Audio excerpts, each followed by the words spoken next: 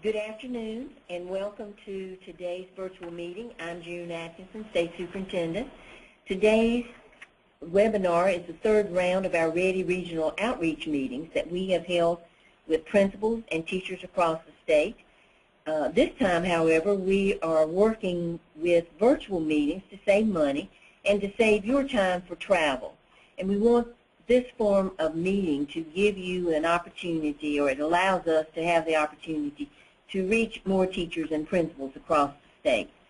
Today's meeting is focused on the new assessments for students and the new General Assembly's accountability program for schools.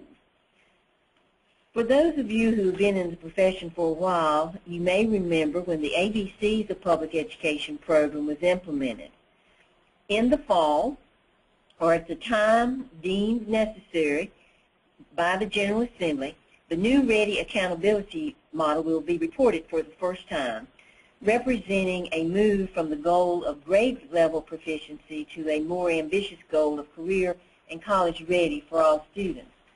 And I want to make it clear that when we talk about career and college readiness, we mean readiness to access community college level coursework and programs, as well as readiness for four-year colleges. We do know that the four-year university experience is not what every student wants, but we also hear from our community college partners that students need better preparation to access their programs without remediation. The new assessments and the new accountability measures are a higher bar for our students and schools to meet. And alongside these, the General Assembly's new A through F accountability model is being fleshed out by lawmakers. And we will share with you some major options that are before our lawmakers now. And it is important to recognize that the General Assembly's A through F grading model is already in law, but the details about how those grades will be calculated and applied are being worked out as I speak. North Carolina has been bold in the past as we have raised standards and moved toward them. And we will continue to be bold and to raise expectations for ourselves and for our students. And many of you may ask, why are we doing this? We want North Carolina students to be competitive not only on the state stage, but also on the national and international stage. And this is the reality that today's young people face. We want 100% of our students to graduate from our public schools, and we want to be an international leader in reading and mathematics. In fact, this past year, North Carolina's fourth grade mathematics students scored in the top 8 in the world on an international measure called TIMS. But one final word before I ask Dr. Tammy Howard, our accountability director, and also the parent of 3 public school educated students. I know that all of you are working hard. This year you have implemented a new standard course of study. You continue to raise expectations locally, and you are helping students to learn more and learn more efficiently. And I know it is difficult work, that you are not paid enough, but please know that the people in the Department of Public Instruction appreciate and know how hard you work every day. Educator compensation is at the top of our legislative agenda, and we continue to advocate on your behalf. Once the lawmakers finalize the details of their A through F accountability model, we will be working to help North Carolinians, including all of you, understand the implications and the meaning of the new model. So with that, Tammy. Good afternoon. Thank you for joining us. And before we get started, I've been asked to remind everyone that when you logged in to this afternoon's webinar, you probably saw a question asking how many individuals are participating at your site. If you would please indicate this information in the chat box, it would be very helpful, as we then will be able to determine the degree to which we are reaching all of our colleagues in the field. So today's agenda is about testing and accountability. We're going to begin this afternoon talking about the foundation of our assessments, which of course is the content standards, and then looking at the new assessments, the EOGs and the EOCs, particularly in reference to the new item types that hopefully most of you are familiar with. And then we will talk about the new accountability model, particularly the General Assembly's A through F school performance grades. At the conclusion of the presentation, we will have an opportunity for questions, and of course you can submit those questions as we go through the presentation as well. So once again, thank you for joining us, and we will proceed.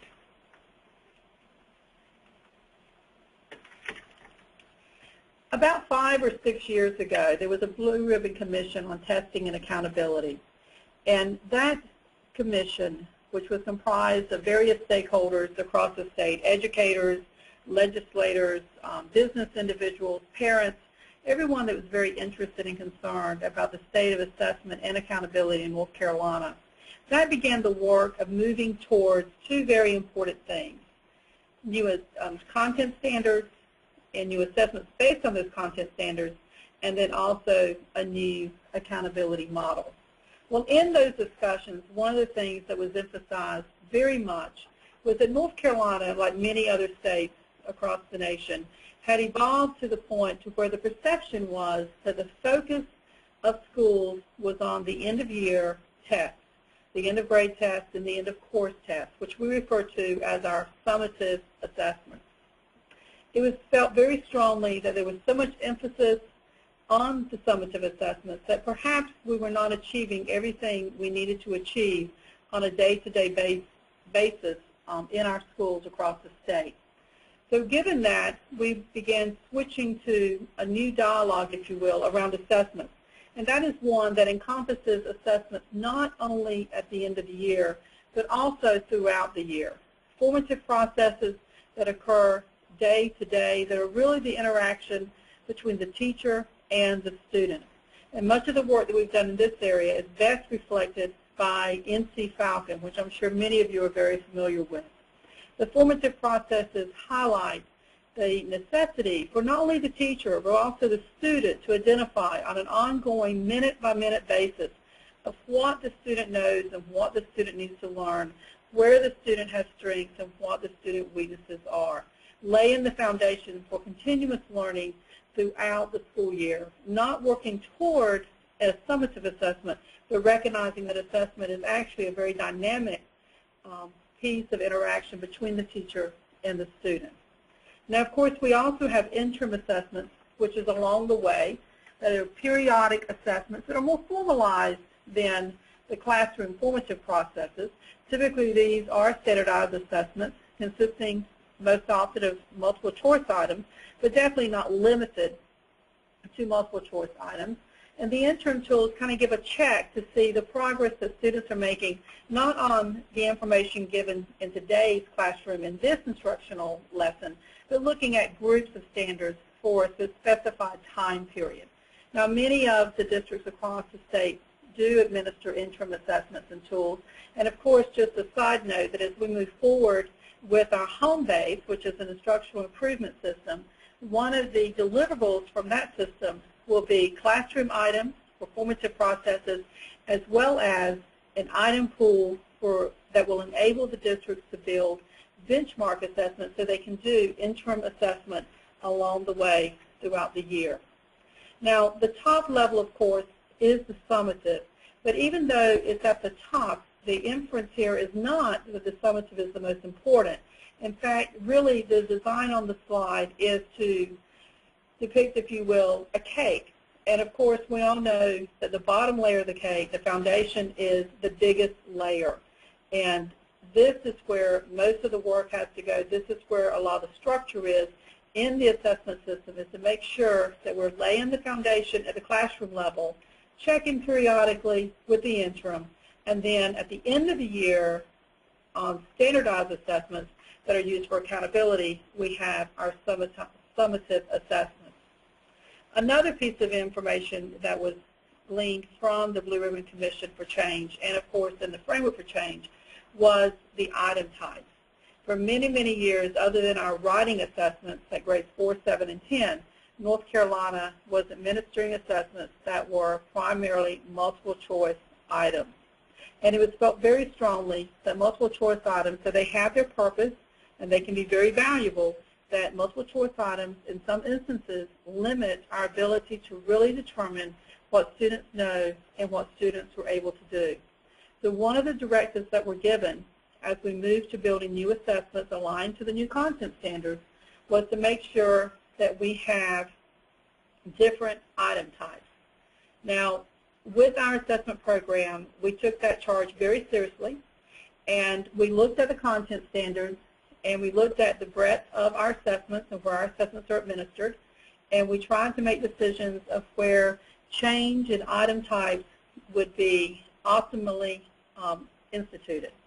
And with that, we were able to add some constructive response items, primarily at English 2, for a true constructive response where the student responds to an open-ended question.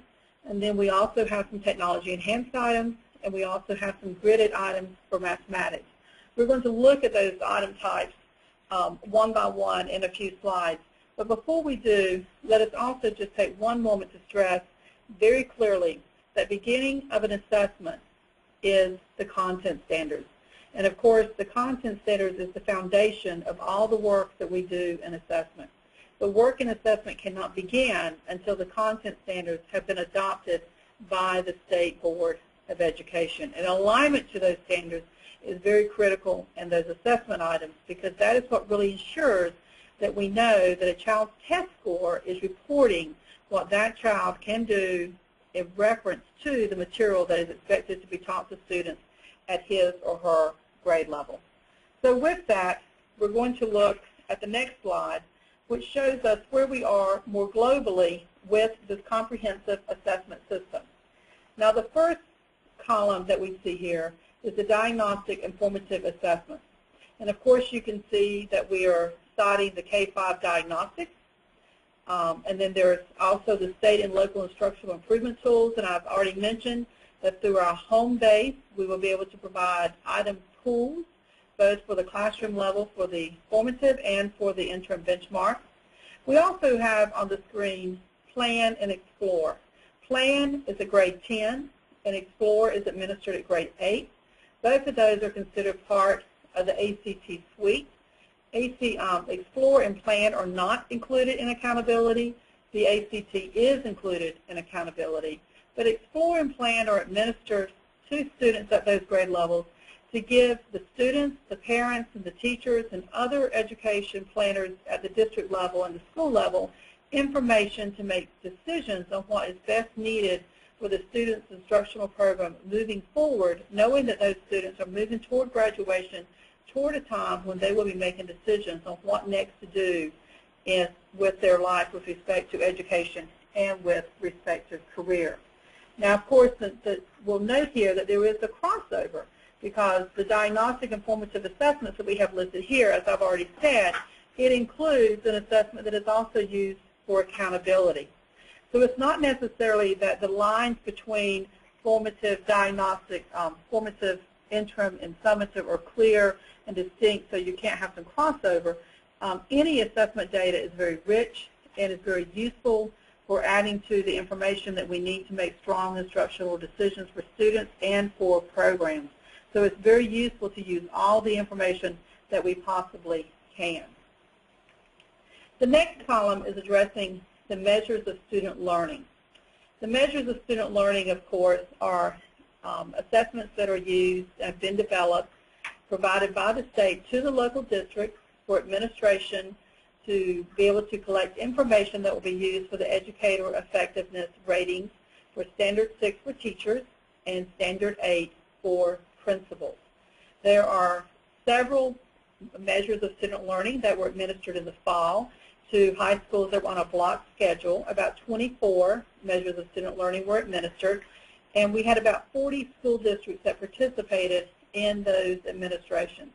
As we move toward the spring, the other high schools that may not have participated in the fall will be participating, as well as elementary and middle schools who will be administering measures of student learning in the non-tested, which is math and ELA 3 through 8, and science at 5 and 8, but the other core content areas, social studies and science at the off grades in those schools. And of course, the lower elementary will also have measures of student learning moving forward, which may also be in the form of portfolios at the teacher level. Now again, going back to the crossover, you can see here that we have the 3 end-of-course assessments, which is biology, math 1, and English 2. And we also are representing here the end-of-grade assessments in reading, mathematics, and science. And that is because those assessments are also used for teacher effectiveness ratings for Standard 6 for teachers and for Standard 8 for principals. So again, we have some shared use of the assessments. The last column on this slide is the school accountability assessments. Now, these assessments are the ones that are used to produce school accountability reports, LEA results, and state results. And of course, some of these results are also used for federal accountability reporting. The one here that has not shown up yet until now is the Work Keys. Work Keys is an assessment that is administered to grade 12 students who are career and technical education completers. And by that we mean that those students who have 4 credits in career and technical and education, of which 1 is a level 2 course. Those students that meet that eligibility criteria take the Work Keys assessment, and students that achieve a silver certificate or gold or platinum are deemed having met the set benchmark for that measure from an accountability perspective. Likewise, we also include the ACT. ACT is administered to high school juniors. It is comprised of 5 subtasks: English, reading, mathematics, science, and in North Carolina the 5th is writing, which we elected to participate in as a state as well. And again, we can see the school accountability tests, as we're all very familiar with, also include the end-of-course test and, of course, the end-of-grade test. So when one looks at this plan from a global perspective, just to step back and see, we see that really we have more information than ever in order that will provide us to make good decisions, to have information that helps us make decisions on students and possibly improving their educational programs, their instructional programs, or the instructional programs in our schools, so that we're better preparing students to go forth and be successful beyond high school. We often discuss in North Carolina, and rightly so, we should, the accomplishment of the graduation rate at 80.4, an all-time high for North Carolina. That is something that we are very proud of, and we hope that you share in our excitement about that, because it is due to the hard work that you all have done across the state for the past several years. That graduation rate is something that is very laudable, but we also recognize that we also have to make sure that students going forward are college and career ready once they leave high school, so that they do not have to participate in remedial courses, so that they do not have to spend more time at the college than is appropriate, that they do not have to spend more money retaking courses because they were not adequately prepared, and also to make sure that they have the skills necessary to be successful in the careers that they choose to have as well. This is just a recap of our accountability assessments, and just to emphasize, of course, that we have state accountability, and we also have federal accountability requirements, and we have to report annual measurable objectives annually, and of course, with the new assessments, we'll be reporting all of this information in 2012-13. So to shift and talk a little bit more about the new state assessments. The new state assessments are aligned to the Common Core in mathematics and reading and to the essential standards in science. I already briefly mentioned the importance of the content standards. It is really the foundation of everything that we do in assessment, and I'm sure it's the foundation of everything that you do in your classrooms as well. The state board adopting those content standards is really the green light that we have in assessment to begin the work to develop an assessment. We cannot emphasize enough the critical piece of making sure that the items on the assessments are aligned to the content standards. And you may find it interesting to know that part of our processes here at the department is very soon we will be contracting with an external evaluator who will go through all of our assessments and review them to determine that, in fact, they do meet the criteria of alignment. And that is alignment to the standard as well as to alignment to the complexity that is required of that standard. The depth of knowledge is what we often refer to that as well. And once it goes through those scrutiny, then we have validation, if you will, from an external reviewer that we have actually accomplished what we set out to do. With the new assessments I've already mentioned, we do have some new item types. We have technology-enhanced items, which are only available on our online assessments. Now, let me be clear that all of the assessments are aligned to the content standards, and they reflect the same distribution of items aligned to those content standards. So whether a student receives a paper-pencil test or an online assessment, the student will be exposed to items that reflect the same distribution for the content standards. The delivery of the item through a technology-enhanced item, of course, cannot be achieved on paper-pencil, and so those items will, of course, be in a different format. But we are maintaining what we refer to as the test blueprint, which is the distribution of the items per the content standard.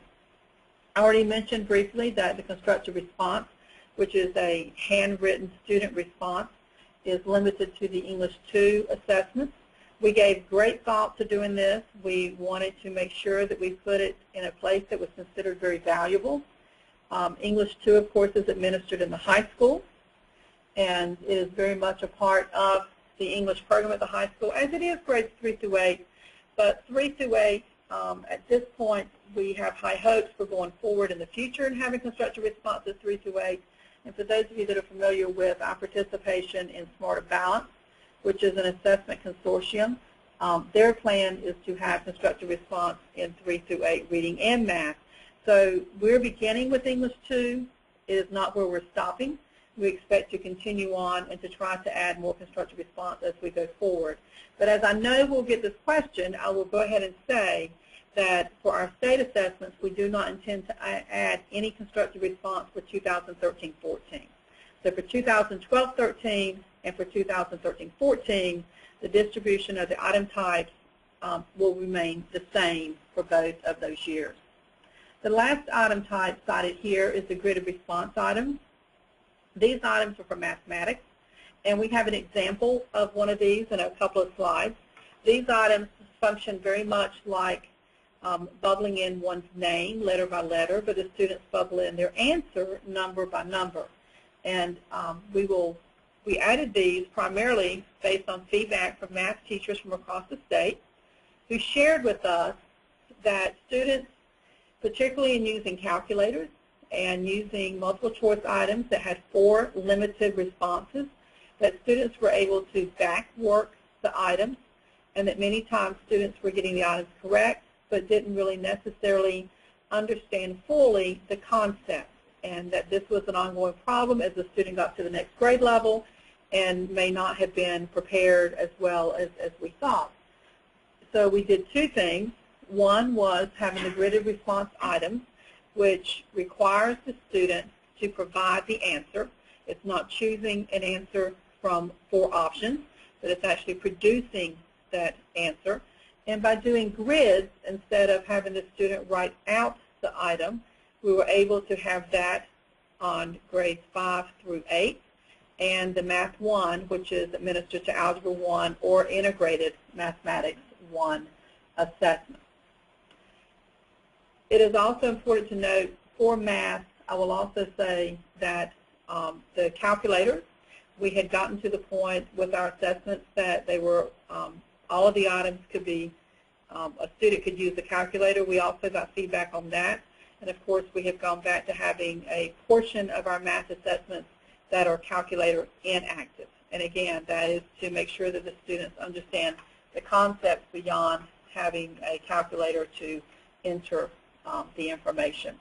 We are moving towards full-line online administration in 2014-15.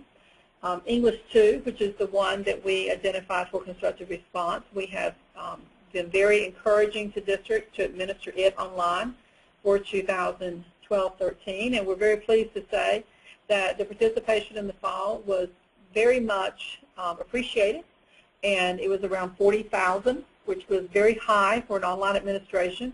So we increased our online administration by leaps and bounds just with that alone, and we appreciate everyone being committed to online administrations. We all know that online administrations is where we're moving toward as a state, as well as our neighboring states around us are doing that as well. But we know that it is an evolution, and it does require capacity. It does require equipment. And we have a team here at the department that is working very dedicated and very hard on making sure that we do our part to facilitate this and as we move forward. And we have great hope and promise that we will be able to do that. Let me also say, though, that we recognize very strongly that there will always be some students who will have difficulty accessing a computerized delivered assessment, an online assessment. And we also realize there may be some schools, depending upon their location, that have difficulty with bandwidth. And so until we have all of those issues resolved, and we don't ever really anticipate that being 100%, we anticipate it being greater than 95%, but we will always accommodate where is mandated those students or those situations where we have to continue with paper pencil administration. At the bottom of the screen, you'll notice a URL, which is a demo site for the new assessments that are online. This is being required this year for the online administrations. We had it optional in the past, but of course this walks the student through a very short scenario online assessment so they can become familiar with the different options, the different tools in the online assessment. This is very important. We would never want a student to go into any test administration not being familiar with the device or even familiar with the paper pencil version as far as that goes. Those of you that remember the grade 3 pretest will remember that we used to have a practice activity for those early third graders that took that assessment, and it was because we recognized that we do not want to confound the test data with a student's unfamiliarity with the delivery mechanism for the assessment. So it's very important that we have students visit this URL and complete this demo. And I encourage all of you, even if your schools are not participating in online assessments this year, to go and review this. I think you'll be pleased. It's very interesting to see what we can do with online assessments. So now we're going to walk through some of the different item types. This is a grade 5 science technology enhanced item. And the key thing to remember about this item is it could be delivered by multiple choice. The difference is this item requires the student to provide 2 pieces of information rather than select one response from a choice of 4. This requires the student to evaluate the graph and then look at the options, which is the bottom row in blue, and then the student clicks and drags the 2, which are the next points on this line on the graph, into the yellow boxes. This item is only worth 1 point. It is not worth 2 points. So the student has to get both pieces of information in order to earn the point for this item.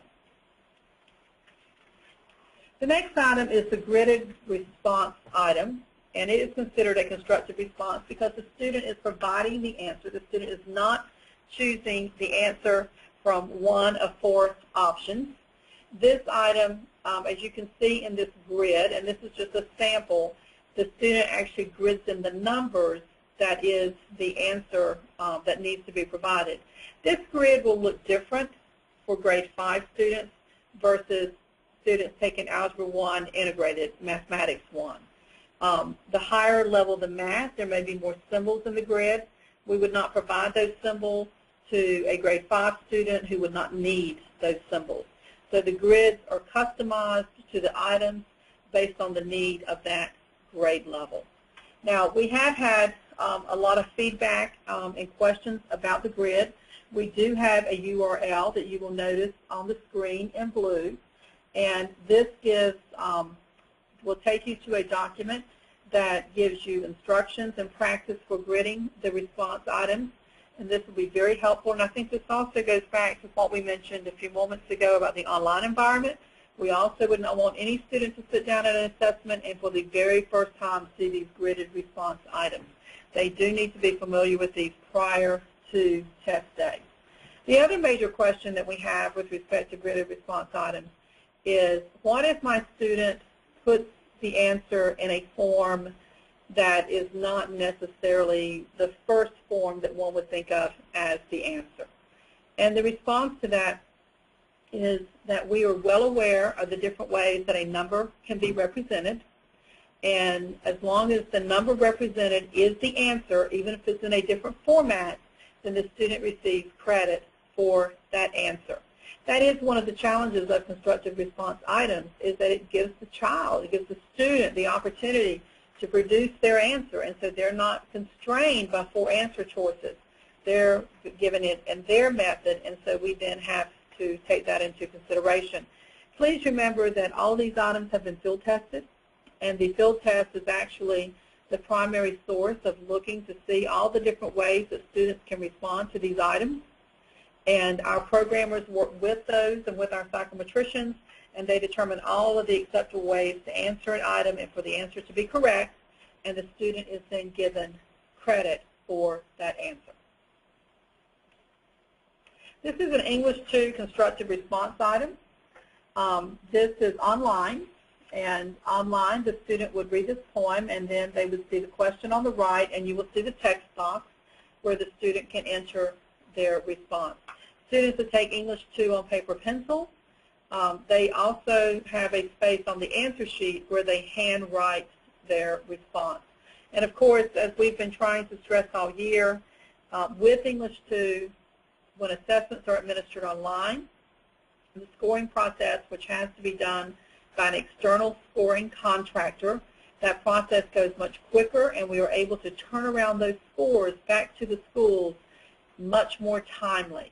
So that is one of the reasons that we have strongly encouraged the English 2 to be done online if at all possible. When the English 2 is completed on paper pencil, then those documents have to be shipped to the scoring vendor. They have to go through a quality control check-in process, and then the documents have to be scanned and then uploaded for scoring. So by administering online, we're skipping all of those steps of processing that paper in order to prepare it for the scoring process. The next item is an English 2 technology enhanced item. And this item is one where the student is asked to select a synonym that can replace the word reverent in the poem. And the interesting thing about this item is that the student is able to make their selection, click on the word from the 4 that are shown below, and then that word populates into the poem. So the student can reread the poem with their selected word in context to more fully help them see if they agree with themselves that that is the best synonym that can replace the word reverent in the poem. Again, this is an example of an item that could easily be done multiple choice paper pencil, that it's a more enriching environment online. It engages the student more, and it enables them to actually see the word in context, which is really very important in these kinds of items. So as you move forward in preparing for the spring administration, we have a few URLs on this slide. We have some item types. We have the release forms. We have now released all of the forms for the EOCs and EOGs, including Extend 2 and Extend 1 on our website. And so you may go to this URL and you will see a form of each of the assessments. These forms were developed at the same time that we developed the forms that we will be administering. What we actually did was we developed, for example, if we knew we wanted 3 forms to be administered in the field, then we developed 4, and then at the end of the process, we selected 1 to be released. So these are not just sample items. These are intact forms that reflect the blueprint of the forms that will be administered this spring. One note, if you'll give me this opportunity to also say that on the reading EOG 3 through 8, and the English 2, that some of the selections for on the release forms are copyrighted. We secured web viewing only copyright permission for those forms, and then we blocked the printing capability of those selections only. We provided a complete form that cannot be printed, and then we provided a form that has everything that can be printed, and the parts that can't be printed are blocked. It would be virtually impossible to have copyright holders agree to give us printing permission for the web, because to do so would basically void their rights to their publication. We do provide citations so that any of you may contact the publishers and request printing permission, and of course there is a cost involved. So we do provide that, so you can do that if you would choose to do that, but it would be impossible for the publishers. They would never agree to give us printing rights on the web, and so that was our way to provide as much as we possibly can. And then the last URL is the tutorial for the new assessments, which we mentioned previously. So once we've administered all the assessments, we then do something that we refer to as standard setting. Standard setting is how we determine what the different achievement levels, levels 1, 2, 3, and 4, where the cuts are, if you will, on the different assessments for those. So we can determine student achievement levels. We compile all of the data from the administration, and we do some statistical analyses. We build what we refer to as the developmental scale, which applies to our 3 through 8 reading and math in June going into July. And then in August, latter part of July and August, we bring in teacher groups that recommend the achievement level. This work is very important work. It is very centered around the teachers' input and their recommendations. We are currently preparing an application that we will be sharing with the field very soon, so that all of you, or many of you, can apply to participate in the standard setting process. It is something that I highly recommend. It will really help individuals have a greater appreciation for the standard setting process, and for the fact that the standard setting process is tied directly to the items and to the content standards. So this work will not be able to be completed until late July, going into August, once we have done all the statistical analysis from the administration in May and June. So what that means is that we have delayed score reporting, which I'm sure you're very familiar with, for 2012-13. The timeline for delivery to the State Board of Education, the recommendations for the achievement levels, and the accountability report is the October State Board of Education meeting. So we are working to expedite this work as quickly as we possibly can. The first step is to get the achievement levels and then to generate the accountability results. And so as we move forward and do that, we will make sure that you have it available to you as soon as possible. With respect to standard setting and talking about the achievement levels 1, 2, 3, and 4, it's important to stop and consider two things. One is that we have raised expectations in North Carolina in 2012-13, partly through the adoption of the content standards, the Common Core standards, and the Essential Standards for Science. Both of those have higher expectations for our students. And as you'll recall, I've already discussed how that the items are aligned to the content standards. More rigorous content standards are going to result, if we all have done our best, in more rigorous items. And more rigorous items are going to result in more rigorous assessments. But we have to remember that the end game here is to make sure that we're continuing to raise the bar for our students and to better prepare them to go forward and to be successful at the next level of their endeavors. Our claim in the past has been grade level proficiency only. If we think about the achievement levels 1, 2, 3, and 4, the language around those was that a level 4 student was well prepared to go to the next grade level. A level 3 student was prepared to go to the next grade level. A level 2 student was a little bit inconsistent. Some things very well prepared or very prepared. Some other things maybe not so much. And then a level 1 student was not prepared to go to the next grade level. As we move forward, again, going back to the content standards that are grounded in college and career readiness, we also will be seeing information around not only grade level proficiency, but also career and college readiness. And this will be work that will also be attended by our standard setting panels in the summer. Now, just to be clear, the reporting out of the achievement levels 1, 2, 3, and 4, it will remain grade level proficiency. But we will also be providing additional information to see if students are on track to being college ready as they move forward through grades 3 through 8. And we feel like that will be very valuable information.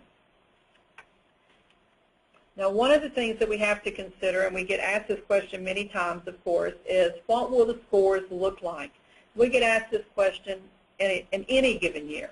But in a year with new assessments, it is a very valid question to ask.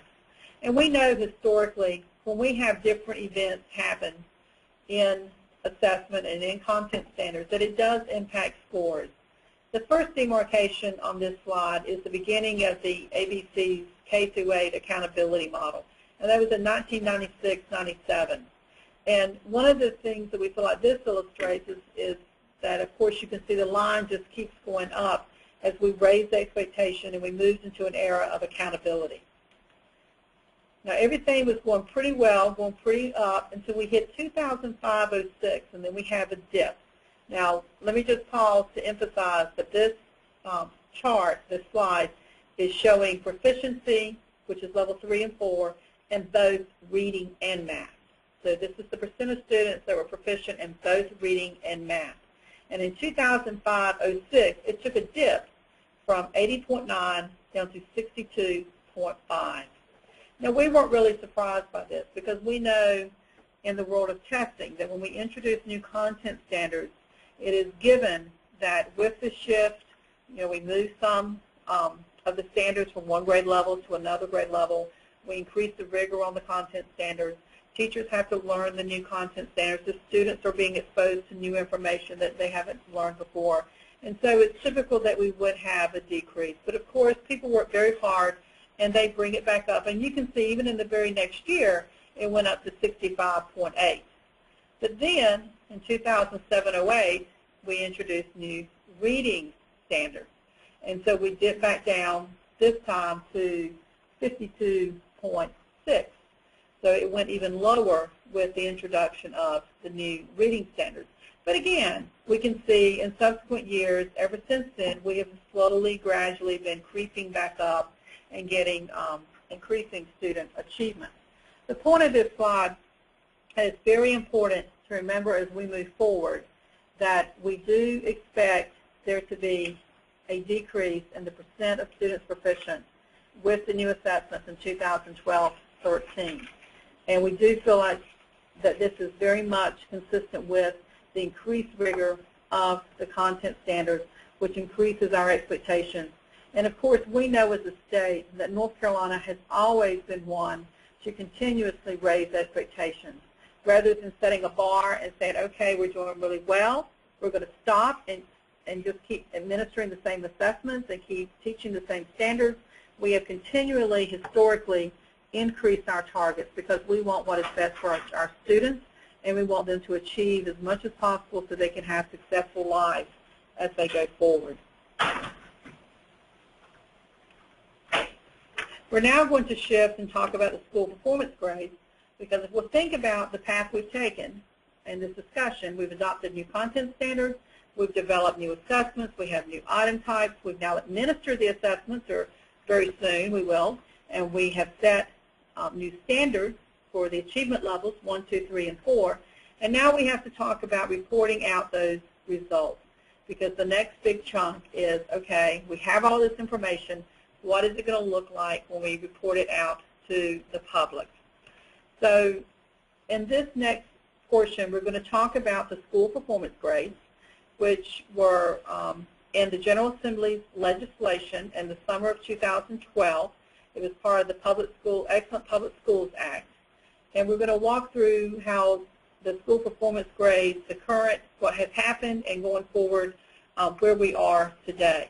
But as a beginning point, we want to emphasize that prior to the school performance grades, the State Board of Education had adopted a new accountability model. And again, this was partly due to the direction from the Blue Ribbon Commission on Testing and Accountability and the Framework for Change. With that directive, we were already working on a new accountability model for the past 3 or 4, 5 years. It is very important to remember that one positive is that the indicators in the school performance grades are the same indicators that had already been adopted by the State Board of Education. So that aligns the work of the State Board with those school performance grades with respect to the indicators being the same. School performance grades, by that, of course, we mean the designation of a letter grade, A, B, C, D, or F, for each school in North Carolina. It's very important as we talk about letter grades. We all know that we have our perceptions of what an A is, what a B is, and on down the line. So on the one hand, a letter grade is very transparent and it's very simple to understand. On the other hand, we all bring our perceptions of what an A is, what a B is, what a C, D, and F is. So we have to make sure that we have meaningful differentiation. We have to make sure that that information is very clearly conveyed and that we are very distinct and distinguishing between the A, B, C, D, and F designations, that the data that we use to analysis and the analyses that we complete, that it actually produces a system that has meaning. It's also important to note that the school performance grades, in addition to all the other indicators, it does include the ACT at grade 11, and it also includes growth, which is around EVOS, because as we all know, beginning in 2012-13, we are participating in EVOS for school accountability in addition to educator effectiveness. So to give us some context here, we'll see at the top of this slide the State Board of Education Accountability Reporting System. The State Board Accountability Model did not have school designations. Now, of course, in the past, the ABC's model, we did have labels or designations such as Honor School of Excellence or School of Distinction. But with the new accountability reporting system, there are no school designations. Now, we'll walk through that in a couple of slides and we'll better illustrate that. The General Assembly's A through F grading system, it does have designations, and the designation is the A through F, if you will. The current status, and this is definitely work that is in progress in the General Assembly, and we are trying to give you the most up-to-date information, but please remember that as we go forward that this is subject to change because none of these bills are final. It's important to remember, though, that the school performance grades were part, or are, I should say, are part of the Excellent Public Schools Act that was passed by the General Assembly in the summer of 2012. So in lieu of any of these bills on the screen being passed, the school performance grades as specified in the Public Schools Act of 2012 will be in effect for this school year, for 2012-13. There's been much feedback given from educators across the state on that A through F grading system. So there is now proposed bills in both the House and in the Senate around school performance grades. The Senate bill is 361, and we'll talk more detail about these over the next few slides. It uses proficiency and benchmarks. The House has two bills. House Bill 435 stands alone, and then the language from House Bill 435 is also included in House Bill 719, and it uses the state mean to determine the letter grades. but we'll talk more specifically through those as we go over the next several slides. So going back to the State Board of Education first, their accountability model, it would have three pillars, if you will, of reporting, and the intent was to report the data, to not have school designations. There were three pillars, the first being the status, and that's this year, how the schools did this year, and this is for the elementary and middle, and of course we see the end of grade, reading, math, and science at 5 and 8, and then the growth indicators, which is the EVOS analysis based on end of grade test scores for elementary and middle schools, and where appropriate in middle schools, the EOCs as well. And then the progress indicators is the trend over time, the changes that we all know is so very, very valuable to look at from year to year to see if students are doing better or doing worse in their performance.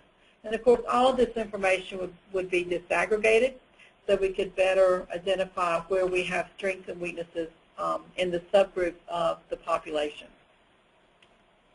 Likewise, we have the high school accountability model, and again, this is the State Board of Education reporting system. We have end-of-course test scores, which is English 2, Biology, and the Math 1 assessment, which is administered to Algebra 1 or Integrated Mathematics 1. The ACT, graduation rate, math course rigor, which is successful completion of a higher level math course by graduates, work keys, which we've previously discussed, and the graduation project is not included in the calculations, but it is reported as a standalone yes or no, did your high school complete a graduation project or not. Similar to the elementary and middle, we have status, which is this year, we have EVOS for growth, and we have the progress indicator, the trends over time for different groups of students. So this is the State Board approach to have a reporting system that provides data at a very high level and then also at a disaggregated level so that educators and stakeholders and parents can go into this system and see the data and see how schools are doing across the state. This is the school performance grades generally for Senate Bill 361. And this is very similar, it really is the same as the 2012 Excellent Public Schools Act that also has school performance grades. Again, as I mentioned earlier, it's the same indicators that we have in the State Board of Education reporting system, test scores, higher level math, graduation rate, work keys, and ACT. You will notice we do not have graduation project on this list because it is not part of the school performance grades. And the schools would receive 1 point for each % of students who meet the stat proficiency or benchmark for each one of those indicators. And again, the elementary and middle has test scores and only test scores. And in this system, growth is reported as yes, a school met growth, no, a school did not meet growth, or a school exceeded growth. But it is not part of the calculation of the grade. It's on a 0 to 100 10-point scale. So an A is a 90 to 100. And it would go into effect with the 2012-13 school year, which is this school year. So it would be reported for the first time in the fall of 2013 in October, when we have scheduled to release our accountability reports due to our delayed scoring for this school year. Now, the current status of 361 is that we have what we refer to as, there was an edition 1 of 361, and then there was an edition 2. So we're with edition 2 of 361. In addition to that, we've been having conversations and around the possibility of weighting the indicators by the number of students. So all that to say, we have lots of different scenarios that are being run on the ACUS model per Senate Bill 361 as we speak. And we'll be looking at some of that in a couple of slides. But before we do, let's consider the school performance grades as proposed in House Bill 435 and House 17. And remember, House Bill 435 is part of House Bill 719, but those two bills are running on parallel tracks, if you will. You see the same indicators as were reflected both in the State Board of Education reporting system and in Senate Bill 361. One of the primary differences is the House bills use the state mean as the average performance in each one of these indicators. In schools that are above the state mean are recognized as doing better, and therefore that is where we would primarily have our A's and our B's. And in schools below the state mean would be the schools that are designated with a D or an F. The other main difference is the growth and the performance are both applied as an increase in letter grade if the school achieves those as designated in the bills. So for example, if according to the calculation, if I'm a high school, and according to all of the indicators for a high school, and using the state mean, if my final grade is a C, but if I have had a growth of meeting growth or exceeding, then I would get a letter increase of one letter value, which means I would be a B, I would earn a B instead of a C. Now, there would also be the potential to increase the letter grade with performance, and that would be if a school has had the percent of their students proficient, or percent of proficient scores at a school at 80 or above for the current year and the previous 2 years. Then that school could also earn an increase in letter grade. So potentially a C school that met or exceeded growth could go from C to B, and if that school also had a consistent performance of 80 or above performance composite on test scores, then that school could be increased to an A. So House Bill 435 and House Bill 719, it's very important to remember that this particular legislation goes into effect with the 2013-14 school year to be reported for the first time in the fall of 2014. And the other difference between this and 361, of course, is using the mean as a starting point. And of course, we've already discussed how we expect the test scores to drop given the new assessments and the new content standards. With House Bill 435 and House Bill 719, that drop in scores, we would really be beginning 2012-13 with where we are. Each one of those indicators are where we are beginning, and then of course we would expect to improve as we go forward. So we do have some slides that are for discussion purposes only. It's very important to remember that none of this information is final. It's connected to separate pieces of legislation that are currently being discussed in the North Carolina House and in the Senate. And we would like to, share this with you, but to just make sure we all understand that it is not final in any way. It is very much a work in progress. So this is the elementary and middle school performance grades, and this compares Senate Bill 361 and House Bill 435. So as you can see there is some difference between the number of schools, for example, that have an A. Under the Senate bill, it's 173. Under the House bill, it's 474. And you can follow that along and see the difference there. The distribution with either one of these is not extreme. It's concerning when we see distributions where an overwhelming number of the schools are receiving D's and F's, or one could argue if an overwhelming number of schools are receiving A's and B's, because remember, we really want the school performance grades. Any accountability system that has designations has to be meaningful, has to have validity, it has to align with what it's purporting to report. This is for high schools, and this is actually for 361. This is not actually, none of these are actually part of the existing 361 bill, but these are conversations around doing a simple weighted average. You can see the distribution of the high schools with 91 having A's and approximately little bit over 100, having D's and F's. I would just be weighting the indicators by the number of students that participate in each one of those indicators. The equal category would be clumping the indicators into groups. One group is tests.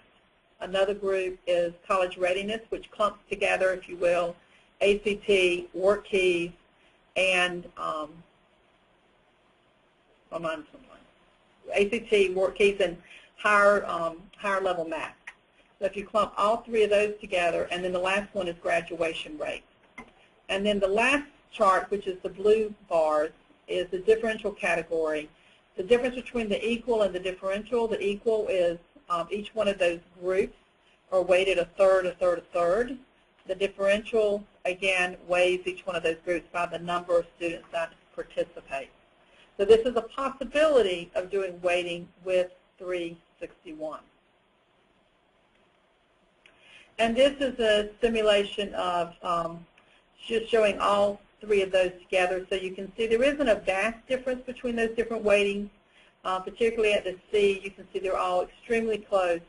The simple, we have more A's, and we actually have more F's with the differential. So that is just to give you an idea of some of the discussions that are going on. We cannot emphasize enough that this is very much a work in progress, and there is many discussions being had around the school performance grades, and it would be very beneficial to learn more about the school performance grades and the different discussions that are being had around how to do the calculations.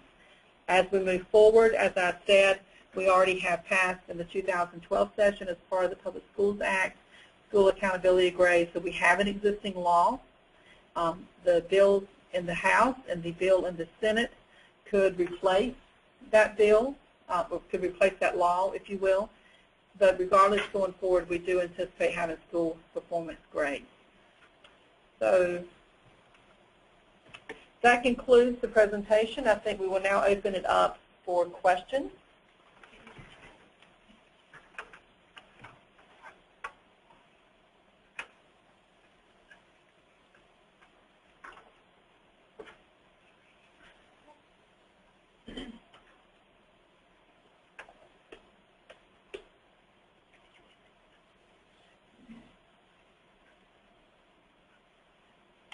If you'd wait just a second, we're pulling up the questions.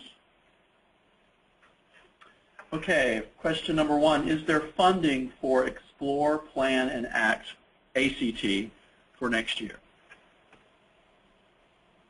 There, that is being addressed as I speak. It is on the list to ensure that there is funding for Explore, Plan, and ACT going forward. Will Reading 3D be the measure of student learning in kindergarten through second grade? And what about math? Well, I must apologize. Reading 3D is not an area that I'm an expert in, and I would really hesitate to answer that question, but we will make a note of it, and we will try to get a response to you. Will 8th grade students enrolled in Algebra 1 still have to take both the Algebra 1 EOC as well as the 8th grade Math EOG? Yes, they will, and just to explain why. The reason is because No Child Left Behind, and of course, as we all know, we have a waiver from the U.S. Department of Education around some of the requirements of No Child Left Behind, not all of the requirements. The main requirement was that we do not report adequate yearly progress anymore as being met or not met, but we still report annual measurable objectives. But the reason we have to have students in the 8th grade or 7th grade or whatever grade they are take both of those assessments is that No Child Left Behind requires reporting of all students on the same content standards. So students in the 8th grade that are taking Algebra 1, it would seem reasonable, I know, to think, well, those students take the Algebra 1 test. If they're proficient, then we'll just count them proficient for federal reporting and put them with their fellow students that are taking the EOG Math. So the problem is those are different content standards. And recognizing, of course, that students who take Algebra 1, we would assume that they have mastered the grade 8 math content standards. We realize this is a difficult situation. But nevertheless, the U.S. Department of Education, we have asked this at least a few times. I will not say many times. But we have asked this repeatedly. And it really comes back to the fact that No Child Left Behind is a law. And as being a law, the U.S. Department of Education has lawyers who are making sure that the states follow the law. And the law, quite simply, is that all students must be assessed on the same content standards. So that's why we have to assess all 8th grade students on those math content standards for grade 8. If there's going to be an external evaluator reviewing assessments, what does that mean for the Smarter Balance assessments? Well, it doesn't really mean anything for the Smarter Balance assessments, but just to, I hope this helps a little bit. Smarter Balance is scheduled to be available to states beginning in 2014-15. So perhaps what you're asking is, we're administering our assessments in 2012-13, then we'll have our alignment studies, and we'll administer the assessments in 13-14, and then we potentially could be with Smarter Balance in 14-15. So that is the timeline, and of course, we recognize that the assessments that we have just built may only be administered for 2 years. But it's important to remember that North Carolina students are being put in a position to where they're already being transitioned to the more rigorous content standards.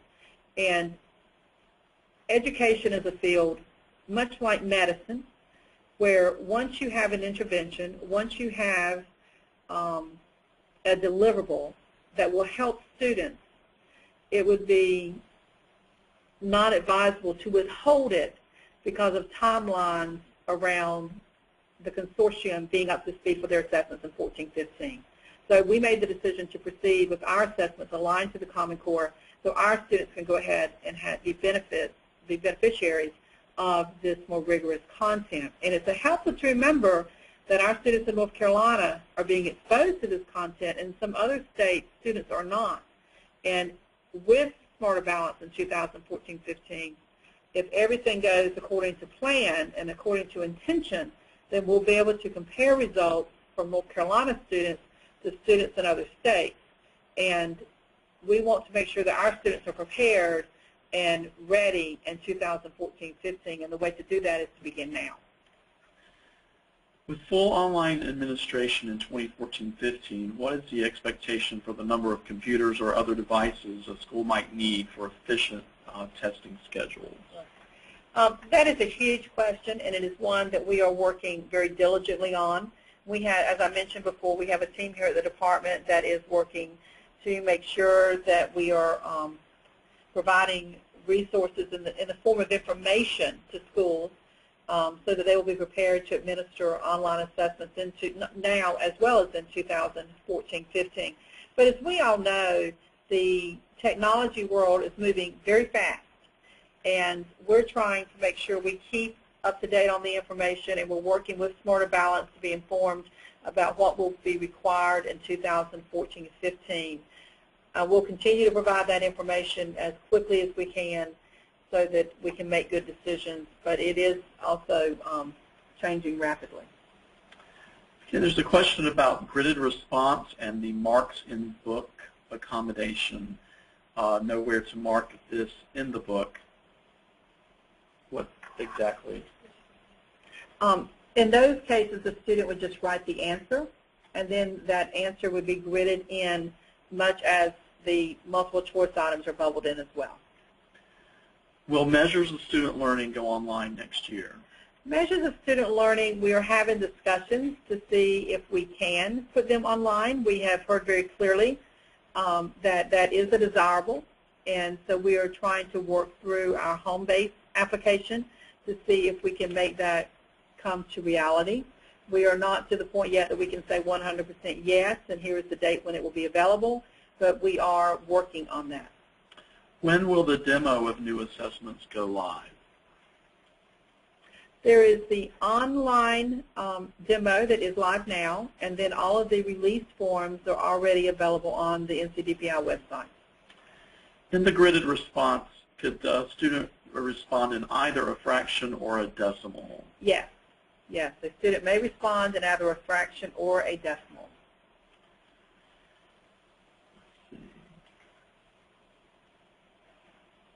With the number of high schools receiving D's and F's with the ACT, according to the ACT scores, will DPI provide any kinds of resources?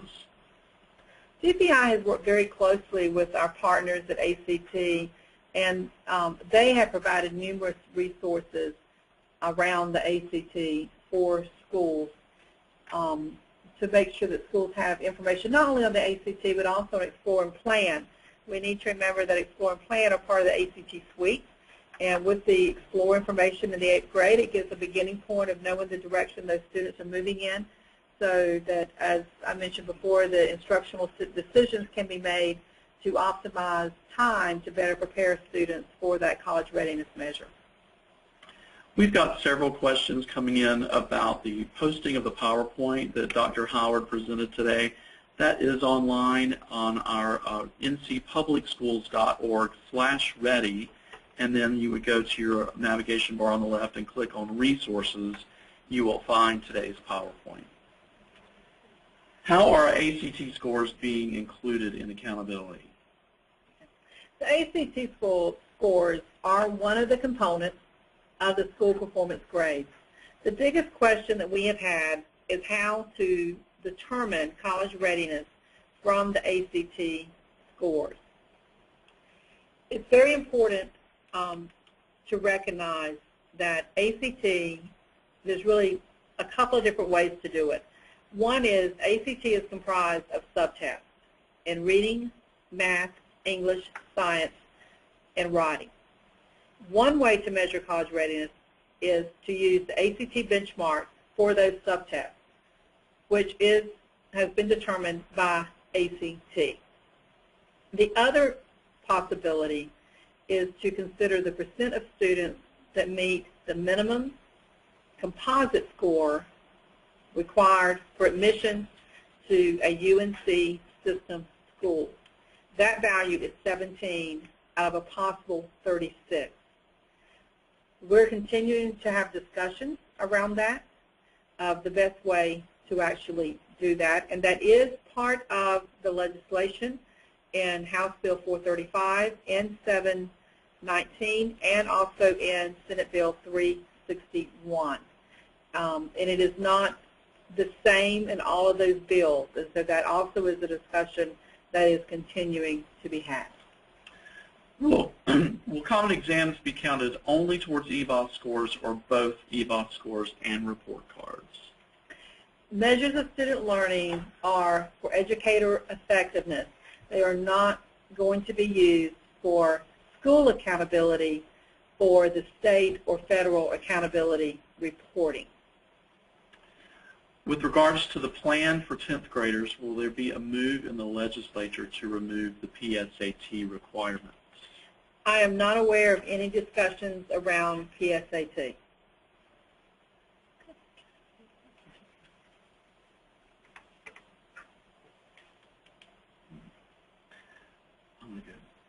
In the 5th grade, the teachers have to, okay. Oh, the fraction. Okay, we're running into it. Excuse us for a second. We're getting the. On the DPI website, the EOGs, is there a possibility that validation is coming soon, or will that change this year's ready EOGs?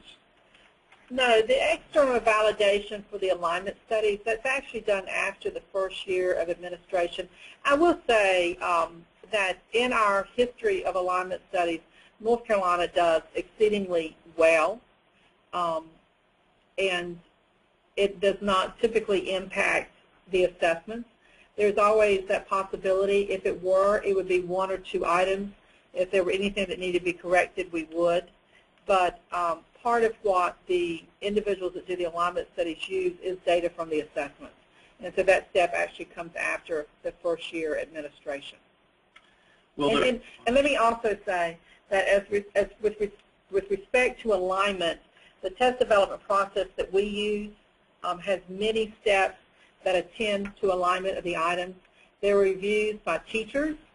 There are reviews by external content experts that are like university professors. There are reviews by DPI curriculum staff, and there are reviews by our North Carolina State partners who are content experts, just to name a few of the individuals that look at the items to make sure that they are aligned to the content standards. So that alignment study is not done in isolation. It is not the only step of alignment. Alignment is attended to from the very beginning to the end, so we would only expect good results from those studies. Will there be a third grade pre-test again? At the third grade, there will be what we're referring to as a beginning of grade 3 assessment. This is related to the Read to Achieve that was passed by the General Assembly in the summer of 2012. It will be administered as the grade 3 pretest was in the first 3 weeks of school, but it will actually be a form of the end of grade 3 that will not be administered at the end of grade 3, but will actually be administered at the beginning of grade 3. So in that sense, it will be a true pre-post test where the pretest is measuring the same content standards that are going to be measured on the post-test, which is the end of grade 3. Regarding middle school common exams, will any modified versions be created similar to NC Extend 2 for EOGs? No. For the common exams for the measures of student learning, we are not developing alternate formats such as NC Extend 2.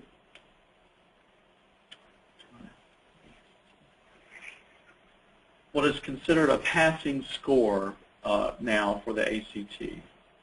Last year it was, can you read the rest of that for me? Last year it was all 5. The latest is math and English. Where are we now? Right. This question is referring to the differences, partly the differences in the language in the House and Senate bills. It's also referring to some recommendations that we made from the department to the General Assembly. And it also goes back to the law in 2012 and the Public Schools Act, and what I was referring to when I said that the ACT and how to determine the college readiness can be done in different ways. And that discussion is ongoing. It has not ended, and there has not been a final decision made. But you're absolutely right. At one time it was meeting all 4 benchmarks. At one time it was meeting all 5 benchmarks. At one time we talked about averaging. We've talked about a lot of things, and it is still being discussed. Will the model ever include retests in EOCs and EOGs? If so, which score will count in the model? Okay. The retest question is one that will be discussed by the State Board at some point, I'm sure. For 2012-13, as you're well aware, we cannot have retests because we don't have scores to determine who to retest. But going forward in 2013-14, we would be able to do that. But having said that, that will have to be future discussion by the board and other interested parties as to whether or not to continue with retests. Smarter Balance, the assessment consortium, has intended to have retests with their assessment, but that also is not definitive. There's a question about social studies classes and do they fit into overall school performance, how they fit. Social studies scores are not part of the school performance grade. Social studies MSLs would be part of the teacher's standard 6 where applicable and the principal's standard 8. Is there going to be any difference in the grading procedures for early colleges versus regular high schools? For example, if graduation rates being calculated separately for regular high schools and early colleges? The additional year for graduation for early colleges is already attended to in graduation rates. So a standard graduation for a traditional high school is 4 years, and we all understand that the standard graduation for an early college is 5 years. With the implementation of online assessments for 2014 through 15, is there any additional funding available for schools that have limited technology? For example, schools that might have the bandwidth but need more hardware. I regret I'm not an expert in the funding around the technology.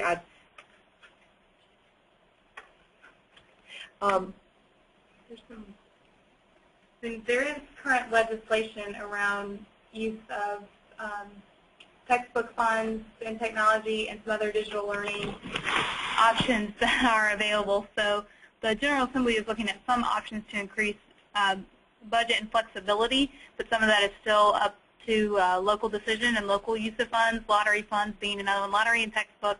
And I think there's one other that are under consideration in some of the digital learning bills currently in the House and Senate. So that's something still to be determined and something that districts would have to look at individually as well. Does EVOS take a student's history of attendance or lack thereof in its projection for expected growth? This has implications for school grades and teacher evaluations. So EVOS, and I'm hesitating because there's the whole conversation around roster verification and completing that process, which one would say that in that process, attendance is not considered, it's not a factor. However, in the EVOS analysis, the membership, which is different from attendance, so the answer to attendance would be no, but membership is a factor in the EVOS analysis, with the rule being 140 for traditional and 70 for block schools. But just in general, to answer the question, is attendance considered? Attendance is not considered.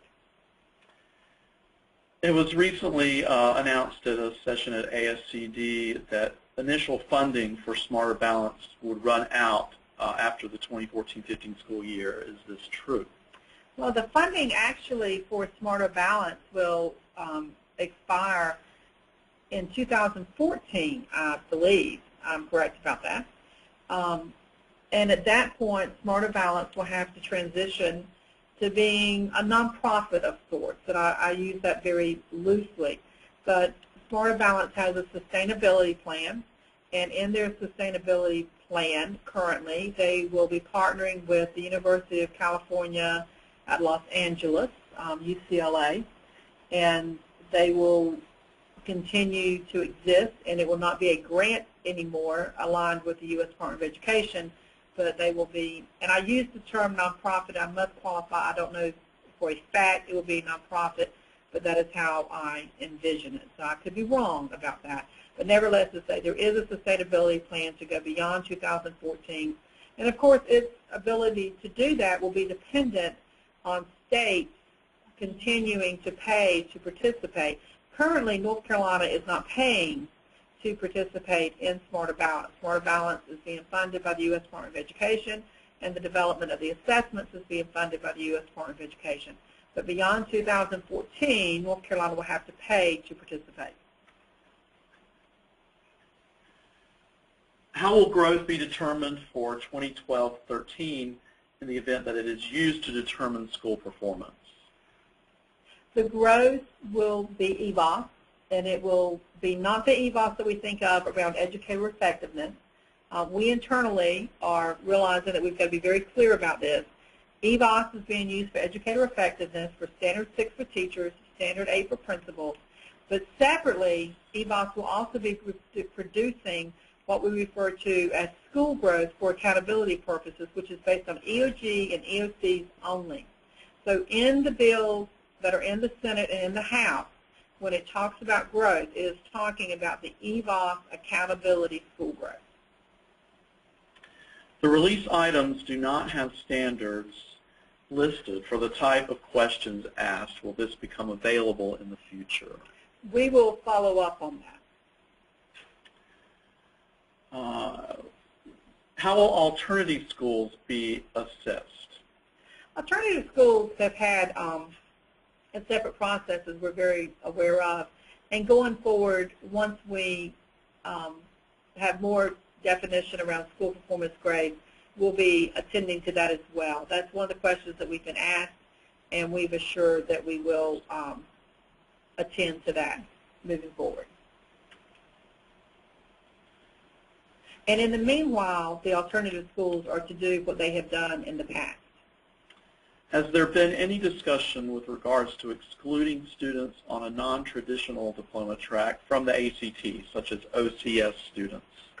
There is much discussion around that, and in fact there is a bill in the House, House Bill 587, that specifies that OCS students would not participate in ACT.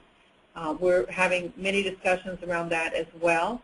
One thing that we have to remember is, again, well, not again, but per the Individual Disabilities Education Act, which is referred to as IDEA, statewide assessments must include all students, and it must have comparable reporting of results for all students. It is very difficult to identify a set group of students with disabilities and say they will not participate. So we are continuing to have conversations around that.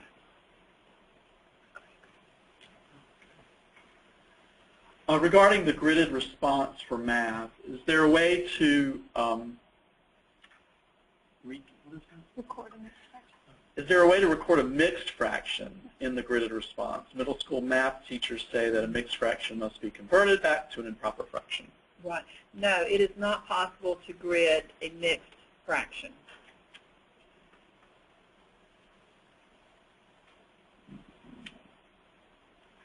Can you address why there will not be modified MSL assessments? Like extend one. Modified like extend two. Extend two.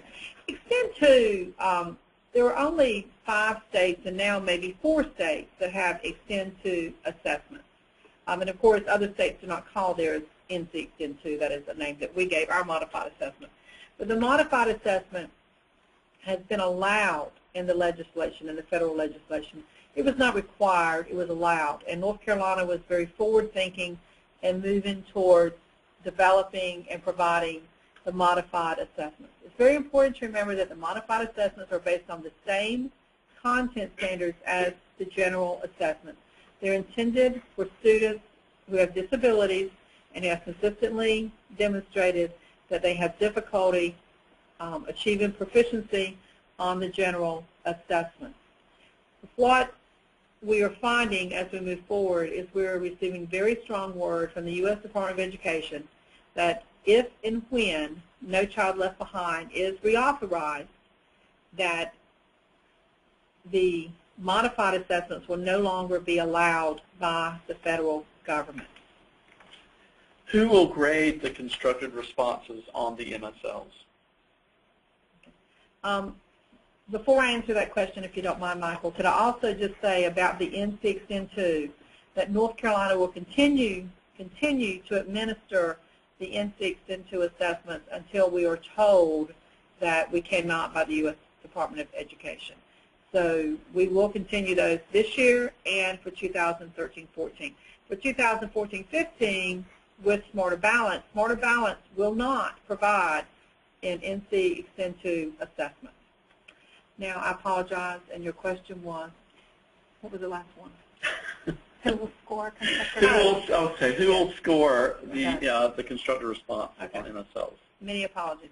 The constructed response are being scored as determined locally by teachers, and it can be, if it's by the classroom teacher, then it also has to be scored by an additional teacher as well. If it's not scored by the classroom teacher, then it can be scored by one teacher. This is a local decision that is made. Thank you, Dr. Howard. We would like to thank Kayla Seiler here at DPI, who helped us out with the questions as well, and Joyce Myers, who helps with the presentation. This PowerPoint today, again, can be found at ncpublicschools.org/homebase. Then you click on Resources on the left navigation bar and Ready. Yeah, it's the Ready website, ncpublicschools.org/ready, and then you click on Resources. And you will find today's PowerPoint presentation. Thanks so much.